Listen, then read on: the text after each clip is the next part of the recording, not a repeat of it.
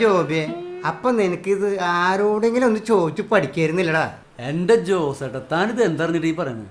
ഇന്നലെ ഈ സാധനം മേടിച്ച് അതിൽ ആപ്പ് കയറ്റി 1.5 മണിക്കൂർ ആ ചെക്കൻ്റെ ക്ലാസ് കേട്ടിട്ടാണ് ഞാൻ ഇവനും വന്നത്. അവനെ അറിയാണ്ടൊന്നല്ല അവൻ്റെ കൈ വരയ്ക്കണണ്ട. അല്ലടാ, ഇത് ഓൺലൈനിൽ കിട്ടുമെന്ന് പറയണ്ടില്ല. അതെന്തൊരു സംഭവം? ഔ, തനിക്കിപ്പോൾ ഇംഗ്ലീഷ് തീരെ അറിയാണ്ടായി. ലൈൻ എന്ന് പറഞ്ഞാൽ വരി, ഓൺലൈൻ എന്ന് പറഞ്ഞാൽ വരിയിൽ നിൽക്കുക. അതന്നെ, കാലത്ത് തൊട്ട് വൈകുന്നേരം വരെ ഈ ആപ്പും കയറ്റിയിട്ട് വരിയിൽ പോയി നിൽക്കുക. നമുക്ക് വേറെ പണിയൊന്നുമില്ല. എന്താ മൂന്നാളും കൊറോണയെ പേടിച്ച് മാളത്തിൽ ഒളിച്ചിരിക്കുകയാണോ? മടി പിടിച്ചിരിക്കാൻ ഒരു കാരണമായില്ലേ? ഹേയ് മടിയാ, 3 മണിക്കൂറായി അധ്വാനം തുടങ്ങിയിട്ട്. മറ്റേ ആപ്പ മാഷ വരയ്ക്കാത്ത വിരലൊന്നും തന്ന് സഹായിച്ച. തനിക്ക് വേറെ പണിയൊന്നുമില്ല. മാഷ് പറഞ്ഞത് ശരിയാ, ഒളിച്ചിരിക്കുന്നയാ. ജീവിതം വഴിമുട്ടിയ പിന്നെ എന്താ ചെയ്യാ മാഷ്? 3-4 ലക്ഷത്തിൻ്റെ ആംപ്ലിഫയറും സ്പീക്കറും ഒക്കെ പൊടി പിടിച്ചിരിക്കാൻ തുടങ്ങിയിട്ട് മാസങ്ങളായി. ആൾക്കൂട്ടല്ലെങ്കിൽ പിന്നെ എന്ത് മൈക്ക് സെറ്റ്? ഒന്നും പഴയ പോലെ ആവില്ല മാഷ്. മാഷ് എവിടെ പോയിട്ടാ? റേഷനരി കഴിച്ചു മടുത്തുട പിള്ളേരെ.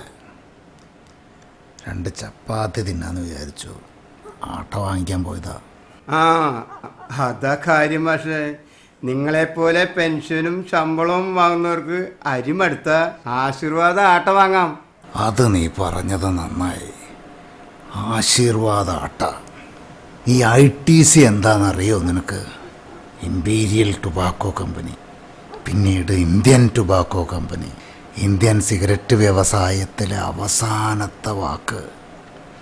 വിൽസ്, ഗോൾഡ് ഫ്ലേക്ക്, സിസേഴ്സ് തുടങ്ങി തലമുറകൾ കൊണ്ടാടിയ എല്ലാ സിഗരറ്റ് ബ്രാൻഡുകളുടെയും ഉടമസ്ഥർ ഒരു സുപ്രഭാതത്തിൽ പൊതുസ്ഥലത്ത് പുകവലി നിരോധിക്കുകയും പുകയിലെ ഉൽപ്പന്നങ്ങളുടെ മേൽ കടുത്ത നിയന്ത്രണങ്ങൾ വരികയും ചെയ്തപ്പോൾ ITC എന്ന മഹാസാമ്രാജ്യം ഒറ്റ ദിവസം കൊണ്ട് തകർന്ന് താഴെ വീണു.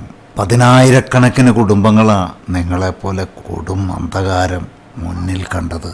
എന്നാൽ സഞ്ജീവ് പുരി എന്നൊരു മനുഷ്യൻ്റെ ദീർഘവീക്ഷണവും ഇച്ഛാശക്തിയും അവരെ ഉയർത്തെഴുന്നേൽപ്പിച്ചു എന്ന് പറഞ്ഞാൽ കുറഞ്ഞു പോകും. ഇന്ന് കുട്ടികൾ കൊതിയോടെ വാങ്ങുന്ന ക്ലാസ്മേറ്റ് ബുക്കുകൾ, പേനകൾ, ഇൻസ്ട്രുമെൻ്റ് ബോക്സ്, ന്യൂഡിൽസ് തുടങ്ങി 100 കണക്കിന് ഉൽപ്പന്നങ്ങളാണ് ഇന്ന് ITC പുറത്തിറക്കുന്നത്. നീ പറഞ്ഞ ആശീർവാദ ആട്ട അടക്കം 20,000 കോടിയാണ് അറ്റാദായം. ഒന്നും പഴയതുപോലെ അല്ല ആവേണ്ടത്, പുതിയതുപോലെ ആവണം. മാഷ ഈ കോടിക്കണക്കിന് ആസ്തിയുള്ളവരെയും ഞങ്ങളെ പോലുള്ളവരെയും കൂടി ചേർത്ത് വായിക്കണത് ഇത്തിരി കടന്ന കൈയല്ലേ? ഞാൻ സാധാരണക്കാരുടെ കാര്യം പറയാം. ഒരു കാലത്ത് ഓട്ടോറിക്ഷ എന്ന 3 ചക്രവാഹനം കേരളത്തിലെ പട്ടണങ്ങളിൽ ഒരു അത്ഭുതമായി അവതരിച്ചപ്പോൾ ആയിരക്കണക്കിന് സൈക്കിൾ റിക്ഷക്കാരാണ് ജീവിതം വഴിമുട്ടി ആത്മഹത്യയെപ്പറ്റി വരെ ചിന്തിച്ചത്. അതിലൊരാളായിരുന്നു മേനാച്ചേരി പ്രാഞ്ചേട്ടൻ.